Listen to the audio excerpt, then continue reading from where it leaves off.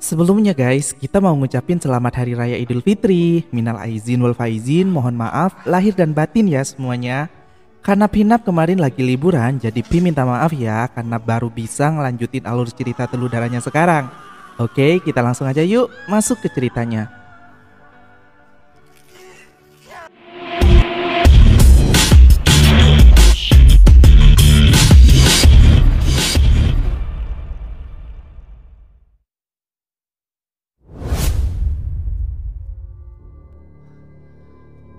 Adegan diawali dari Pak Harna yang baru saja keluar dari rumah sakit.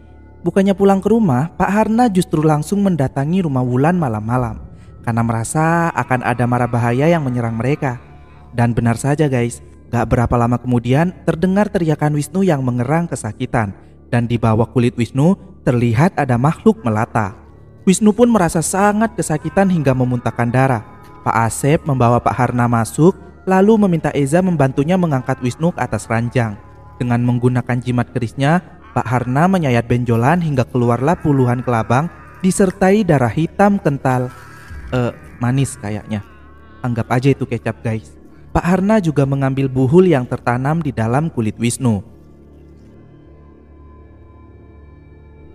Beberapa saat kemudian, Wisnu masih terlihat gemetar hebat guys. Bukan gemetar kedinginan ya, tapi Wisnu kesakitan. Dan aku kasihan banget sih sama dia. Meski dia tuh sempat ngeselin di awal-awal episode guys. Mereka pun membiarkan Wisnu istirahat. Saat menuruni tangga, Eza bertanya pada Pak Harna, bagaimana mungkin buhul itu bisa ditanam di dalam tubuh seseorang. Pak Harna pun menjelaskan jika hal itu hanya bisa dilakukan oleh orang yang memiliki ilmu sihir tingkat tinggi dan sangat berbahaya. Serangan itu akan terus menyerang sampai nyawa menghilang. Meski buhulnya sudah dikeluarkan dari dalam tubuh Wisnu, namun jika keinginan si pengirim belum tercapai, dukun itu pasti akan mencobanya lagi dan lagi sebelum sumber petakannya dihancurkan. Pak Harna mengatakan jika dirinya mengetahui lokasi keberadaan dukun itu ketika Meraga Sukma bersama Reno. Dukun itu tinggal di sebuah desa di daerah Banyuwangi, dan mereka harus datang ke sana jika benar-benar ingin menyelamatkan Wisnu. Besar kemungkinan semua malapetaka yang terjadi selama ini pasti berawal dari masa lalu Ahmad dan Bondan, karena mereka dulu memiliki bisnis di Banyuwangi. Mereka memutuskan untuk pergi ke sana dan membawa Wisnu ikut serta. Karena semakin dekat dengan lokasi sepengirim teluh, besar kemungkinan untuk Wisnu bisa bertahan lebih lama, hingga mereka memiliki lebih banyak waktu lagi untuk menghancurkan benda pusaka di mana si dukun meletakkan ajian ilmu hitamnya. Pak Harna enggan memberitahu apa bentuk pusaka itu, namun Pak Harna mengatakan benda itu diletakkan pada kedudukan terhormat, dan nanti Eza dan Wulan akan melihatnya sendiri. Dengan menghancurkan pusaka itu, maka siklus serangan iblis yang menimpa keluarga Wulan akan berakhir. Kita beralih ke tahun 1998 di Banyuwangi, tepatnya di perusahaan PT AKW Energi. Malam-malam, Hasan, si supir kepercayaan Ahmad, menunjukkan beberapa foto perselingkuhan Ahmad dengan Astuti. Hasan mengancam akan mengirim foto-foto itu pada Rima jika Ahmad gak memberikan sejumlah uang. Ahmad gak menyangka supir kepercayaannya yang selama ini rajin dan loyal pada perusahaan bisa memeras dirinya hanya karena perkara perselingkuhan. Hasan menegaskan jika loyalitas dan kesetiaan memiliki harga yang sama. Ahmad menyodorkan foto itu pada Hasan lagi dan memintanya untuk memberikan sedikit waktu untuk berpikir langkah apa yang akan Ahmad ambil. Hasan menolak mengambil foto itu dan mengatakan jika dirinya masih punya lebih banyak foto lagi. Lalu Hasan pun pergi.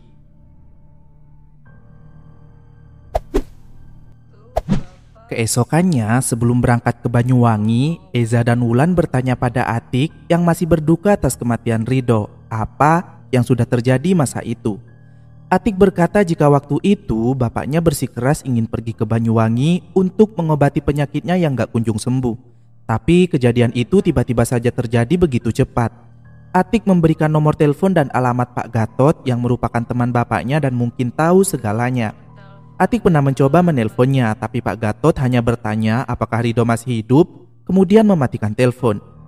Atik menaruh harapan besar pada Wulan dan Eza agar menemukan orang yang bertanggung jawab atas segalanya. Dengan bermodal alamat dari Atik, Wulan pun mulai berkemas dan meminta Pak Asep memanaskan mobil. Wisnu hanya terduduk lemas melihat kakaknya mengemasi barang, lalu memilih untuk menunggu di mobil bersama Pak Asep dan Pak Harna. Melihat kondisi Wisnu, Wulan tak kuasa menahan tangis. Eza datang dan mencoba menenangkan Wulan. Mereka pun memulai perjalanan jauh mereka yang menempuh waktu berjam-jam. Kembali ke masa lalu, Ahmad menceritakan tentang Hasan pada Bondan, dan Bondan juga ikut geram. Ahmad hanya khawatir akan nasib investor perusahaannya yang merupakan sahabat dekat Rima jika mengetahui dirinya sudah mengkhianati Rima. Bukan cuma Rima, tapi investor itu akan pergi dan perusahaannya akan bangkrut. Mau gak mau, Ahmad harus menuruti kemauan Hasan, tapi Bondan memiliki rencana lain. Bondan memperlihatkan berita harian di koran tentang penemuan mayat yang diduga dihabisi oleh kumpulan pria bertopeng karena diduga adalah dukun. Bondan ingin menggunakan isu tersebut untuk memberikan Hasan pelajaran. Ahmad gak setuju jika harus menyelesaikan semuanya menggunakan kekerasan. Tapi Bondan meyakinkan jika mereka gak akan membunuhnya dan cukup mengintimidasi serta memberikan pelajaran pada Hasan supaya kapok dan gak macam-macam lagi. Bondan juga sudah memikirkan cara untuk membayar beberapa eksekutor dalam melancarkan aksinya dan meminta Ahmad untuk tetap tenang karena mereka gak akan ketahuan polisi. Sebab pekerjaan itu akan dilakukan oleh 3 preman kampung suruhan Bondan, yaitu Gatot, Dulmatin, dan Rido. Dulmatin sudah meminjam mobil box hitam dan Rido sudah mempersiapkan beberapa peralatan eksekusi. Gatot kemudian memberitahu strategi yang akan mereka mainkan untuk menyergap rumah Hasan. Di sini, Rido masih ragu dan sangat ketakutan akan ketahuan polisi. Gatot pun emosi dan menyuruh Rido pulang saja jika gak yakin dan akan menyelesaikannya berdua saja. Tapi, Rido gak akan mendapat bagian pembayarannya, karena rencana mereka sudah benar-benar matang dan dijamin gak akan ketahuan. Dulmatin pun meyakinkan dan bisa disaksikan sendiri di berita jika pembunuh bertopeng itu sudah menghabisi ratusan nyawa, tapi gak ada satupun yang ditangkap polisi. Jadi mereka akan aman selama gak ada yang melihatnya. Dulmatin juga berkata jika mereka sudah mendapatkan bayaran nanti, Rido bisa menggunakan uangnya buat modal nikah dengan Mila dan membangun sebuah keluarga bahagia. Kembali ke sekarang, rombongan keluarga Wulan sudah sampai di halaman rumah Gatot. Wulan dan Eza mencoba masuk ke dalam sementara yang lain menunggu di mobil. Mereka berdua disambut dengan berbagai sesajen, dupa, bunga, kertas-kertas mantra dan ayat-ayat suci yang tersebar di sekeliling rumah. Karena gak ada yang menjawab di pintu depan, mereka berdua mencoba berkeliling dan memanggil Pak Gatot lewat pintu samping. Pak Gatot berteriak dari dalam jika dirinya gak menerima tamu. Tapi setelah Wulan memperkenalkan diri sebagai anaknya Pak Ahmad dan Eza anaknya Pak Bondan, dan mereka berdua dikirim oleh Rido untuk menemui Pak Gatot, akhirnya Gatot membukakan pintu kemudian mempersilakan mereka masuk. Gatot bertanya di mana Rido dan kenapa mengirim mereka untuk menemuinya. Eza pun mengatakan jika Rido sudah meninggal dan Gatot bercerita kalau dirinya sudah tahu jika umur Rido gak akan lama saat teleponan dengannya terakhir kali. Wulan pun bertanya, "Kok Bapak tahu?" Tanpa mengatakan sepatah kata apapun, Gatot langsung menyingkap bajunya untuk memperlihatkan guratan hewan melata yang mencoba keluar dari bawah kulitnya. Gatot menjelaskan jika dirinya selama ini juga sudah terkena gangguan, namun masih bisa bertahan dengan berbagai penangkal yang tertempel di seluruh jendela rumahnya. Mereka lalu menjelaskan jika tujuan kedatangannya untuk mencari tahu siapa pelaku yang mengirim teluk ke keluarganya hingga menewaskan banyak nyawa, dan orang tua mereka yang menjadi korban. Gatot pun menyanggahnya jika orang tua mereka sama sekali bukanlah korban, melainkan merekalah yang sudah memulai semuanya. Hal itu membuat Eza dan Wulan semakin penasaran. Namun Gatot memberitahu mereka berdua pasti gak akan percaya jika tahu kejadian yang sebenarnya. Gatot pun mulai bercerita. Semuanya bermula dari Hasan yang mengancam akan memberitahu Rima tentang perselingkuhan Ahmad dan Astuti jika Ahmad gak memberikan sejumlah uang. Lalu Bondan meminta Gatot, Dulmatin dan juga Rido untuk memberikan Hasan pelajaran agar kapok dan gak mengusik privasi orang lagi. Awalnya malam itu berjalan mulus. Mereka menyandra istri dan anak Hasan, mengikatnya dan menyumpal mulutnya lalu menghajar Hasan habis-habisan sambil menuduhnya sebagai dukun. Hasan pun gak berdaya karena kedua tangannya diikat. Dengan darah di mulutnya akibat pukulan mereka, Hasan menjelaskan kalau dirinya hanyalah supir di perusahaan PT AKW Energi dan sesekali mengajar anak-anak desa mengaji di musola. Gatot menjadikan keterangan itu sebagai celah untuk menuduhnya jika warga mengeluhkan Hasan gak mengajarkan ajaran yang benar, melainkan mengajarkan ilmu sesat, mantra sihir dan juga doa pesugihan. Hasan pun terus membela diri jika dirinya gak pernah mengajarkan hal tersebut karena dilarang oleh Allah. Namun entah setan mana yang sudah merasuki preman-preman itu sehingga mereka semakin membabi buta. Sementara di luar, Bondan dan Ahmad memperhatikan aksi preman itu. Ahmad sangat gak menyukai kekerasan, bahkan berniat akan menelpon polisi, tapi Bondan melarang karena mereka tentu saja akan terseret juga. Di dalam, Gatot membuka penutup kepalanya dan mengatakan jika korban yang ditemukan kemarin adalah korban ke-100 dan itu adalah korban yang terakhir karena sudah memenuhi target, sehingga mereka gak ingin menghabisi nyawa lagi dan meminta Hasan pergi jauh dari desa tersebut jika ingin selamat dan juga jangan pernah kembali. Hasan pun berjanji akan pergi jauh dan memohon agar istri dan anaknya jangan diapa-apain. Tapi preman itu lagi-lagi mengancam, bahkan menodongkan anak mereka dengan senjata tajam sambil berkata akan menghabisinya jika Hasan berani menampakkan wajahnya. Hal tersebut membuat istri Hasan memberontak dan mendorong Gatot agar melepaskan putrinya, karena putrinya sangat ketakutan. Suasana pun kembali gaduh dan mereka lagi-lagi menyiksa Hasan, memukul dan menendangnya bertubi-tubi. Bahkan Gatot membenturkan kepala Hasan pada lemari kaca dan tubuh Hasan tiba-tiba tidak bergerak. Rupanya kaca lemari tersebut menancap di leher Hasan dan tentu saja nyawa Hasan melayang. Istri Hasan tentu menangis histeris melihat suaminya sudah terbujur kaku tak bernyawa. Ridho dan Dulmatin yang panik membuka penutup kepala dan bertanya apa yang akan dilakukan selanjutnya. Gatot pun langsung memukul kepala istri Hasan hingga pingsan. Kemudian Ahmad yang melihat kejadian itu gak tahan lagi, ingin melapor polisi, tapi Bondan menghalanginya dan membawanya pergi. Untuk menghilangkan jejak, mereka membuat kejadian itu seolah-olah terjadi seperti kejadian yang sudah-sudah, yang sedang viral masa itu, yaitu pemusnahan dukun. Gatot memenggal kepalanya si Hasan di atas mobil box hitamnya yang membuat Ridho ngeri, lalu membungkusnya dengan karung. Kemudian, Gatot menyuruh Ridho menghabisi istri Hasan dengan memenggalnya menggunakan parang. Namun karena Ridho gak tega, Ridho justru memukulnya hingga pingsan, kemudian melemparnya ke kali. Sementara anaknya diamankan oleh Dulmatin. Saat itu juga ada warga yang sedang ronda melintas dan memergoki mereka. Gatot pun segera meletakkan jasad Hasan yang terbungkus karung di atas jembatan dan buru-buru tancap gas hingga warga gak dapat mengejarnya.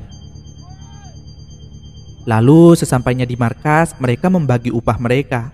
Meski gak berjalan sesuai rencana, tapi Bondan membayar mereka penuh. Dan sejak saat itu mereka bertiga sepakat untuk gak membicarakan kejadian malam kematian Hasan tersebut. Yang Gatot tahu, Ridho menikahi istrinya dan pindah ke Jakarta, sementara Dulmatin pulang kampung ke Pasuruan. 3 bulan kemudian, Gatot membaca berita di koran tentang kematian Dulmatin. Dan setelah itu gak ada hal aneh yang terjadi. Semuanya tampak tenang hingga 20 tahun kemudian, tepatnya beberapa bulan yang lalu, tahun 2022, Gatot mulai mengalami kejadian aneh. Suara berisik di atap dan merasa sakit di perutnya, bahkan tiba-tiba muncul banyak kelabang di rumahnya. Kondisi Gatot kian hari makin parah. Bahkan hewan melata di bawah kulit perutnya semakin hari seperti semakin banyak. Gatot sudah mendatangkan banyak sekali orang pintar dari berbagai daerah. Namun gak ada satupun yang berhasil menyembuhkannya dan menyingkirkan gangguan itu dari tubuhnya. Gatot pun terpaksa memulangkan istri dan anaknya ke rumah mertuanya demi keselamatan mereka. Dan Gatot hanya bisa berbicara di telepon dengan istri dan anaknya untuk mengobati rasa rindu. Hanya dengan mantra-mantra kuno yang ditempel di sekeliling rumah dan juga sesajen itu, Gatot berlindung dan berhasil selamat sampai sekarang. Tapi tentu kondisi itu gak menjamin keselamatannya selama si tukang telu masih bernyawa. Mendengar cerita Gatot, Wulan dan Eza sangat gak percaya dan menganggap Gatot hanya mengada-ngada. Mereka pun bergegas pergi meninggalkan rumah Gatot. Gatot sudah tahu kalau mereka tidak akan percaya, tapi yang pasti cerita itu adalah kejadian yang sebenarnya. Lalu mengingatkan keduanya jika matahari sudah terbenam, maka itu adalah waktu yang paling kuat bagi ilmu hitam untuk menyerang. Jadi mereka sebaiknya pulang dan kembali lagi besok. Dan daripada ribut, Gatot berkata jika sebaiknya mereka saling membantu mencari dukun gak ada akhlak itu. Rombongan Wulan pun mencari hotel di kota. Wulan dan Esa pergi membeli makanan dan Pak Harna kembali melakukan ritual penangkal untuk membentengi tubuh Wisnu dari gangguan gaib. Di sini, Wisnu terlihat berkeringat dingin menahan rasa sakit di sekujur tubuhnya. Wulan pun bertanya, Wisnu kenapa? Dan Pak Harna berkata jika dukun itu kembali mengirim penyakit di tubuh Wisnu. Pak Harna hanya bisa membentenginya sementara. Sebelum sumber teluh itu dimusnahkan, maka Wisnu akan terus merasa kesakitan seperti ini. Wulan hanya bisa menguatkan adiknya itu agar kuat melewati semuanya. Saat kembali ke kamar, Esa tampak gak nafsu makan setelah mendengar cerita dari Gatot tadi. Esa gak percaya jika bapaknya bisa berbuat jahat seperti itu. Wulan pun menenangkan dan mencoba menyemangatinya. Kalaupun cerita itu benar, mereka tetap harus menghormati dan menyayangi orang tua mereka seperti sebelumnya. Karena walau bagaimanapun mereka tetap orang tua mereka. Wulan juga berkata jika Eza gak sendirian karena masih ada dirinya dan juga Wisnu yang masih di sisi Eza. Setelah makan malam, Wulan mandi dan tiba-tiba Eza masuk, lalu ya mereka melakukan pengencerotan di sana. Adegan yang seharusnya gak ada guys. Gak mungkin banget kan dengan kondisi dan situasi seperti itu masih sempat buat Ewita. Setelah itu, mereka tiduran berdua di atas ranjang sambil memikirkan apa yang akan mereka lakukan jika mereka berhasil menangkap dukun itu.